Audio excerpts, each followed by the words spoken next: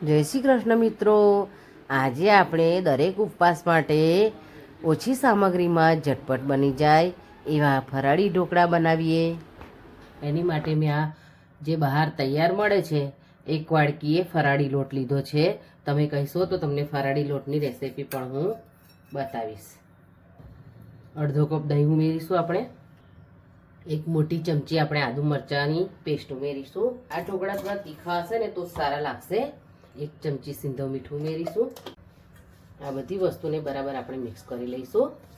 ઉપવાસ માટે બનાવીએ છીએ એટલે આપણે સિંધવ મીઠુંનો ઉપયોગ કરીશું। હવે આપણે થોડું થોડું પાણી ઉમેરી અને બેટર તૈયાર કરી લઈશું। એક ચમચી આપણે સિંગદાણાનો તલનો ભૂક્કો ઉમેરીશું। બેટરને ઢાંકીને આપણે 15 થી 20 મિનિટ માટેનો રેસ્ટ આપીશું। તમારી પાસે ટાઈમ ના હોય તો તમે 10 મિનિટ પછી પણ બનાવી શકો છો।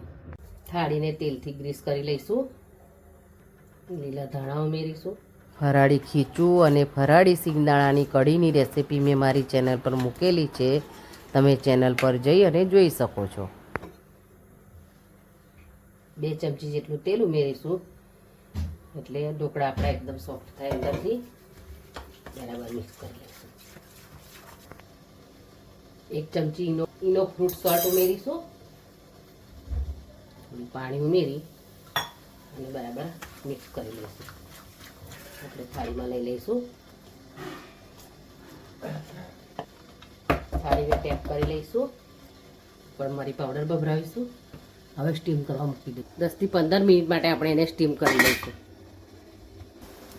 છરીની મદદથી આપણે આ રીતે જોઈ લઈશું। આપણા ઢોકળા સરસ તૈયાર થઈ ગયા છે। આપણે બહાર લઈ લઈશું।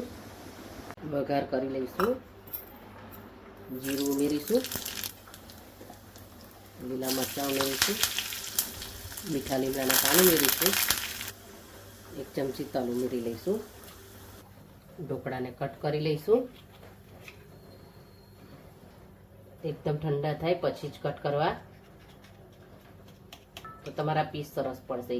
ફરાળી ઢોકળા બનાવવાની રીત ગમે તો તમે મને કોમેન્ટ જરૂર કરજો। કોમેન્ટમાં જય શ્રી રામ જરૂર લખજો અને કયા ગામ અને કયા શહેરથી જુઓ છો એ પણ જરૂર લખજો। તમે હજુ સુધી મારી ચેનલ ભાવનાસ કિચનને સબસ્ક્રાઈબ ના કરી હોય તો જરૂર કરી દેજો। લીલા ધાણા ઉપરથી ઉમેરીશું આપણે। તો તૈયાર છે આપણા ટેસ્ટી ફરાળી ઢોકળા। જો તમે જોઈ શકો છો કેવા સરસ ઢોકળા બન્યા છે, એકદમ સ્પોન્જી, જો એકદમ સોફ્ટ છે। તમે ચોક્કસ આ રીતે ઢોકળા બનાવજો।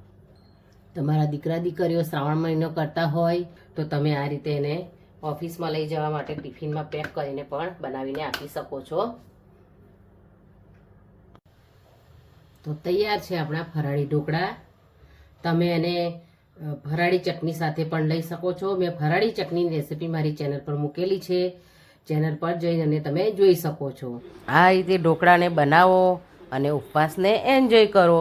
આપણે ફરી મળીશું મારી નવી રેસીપી સાથે। ત્યાં સુધી થેન્ક્સ ફોર વોચિંગ।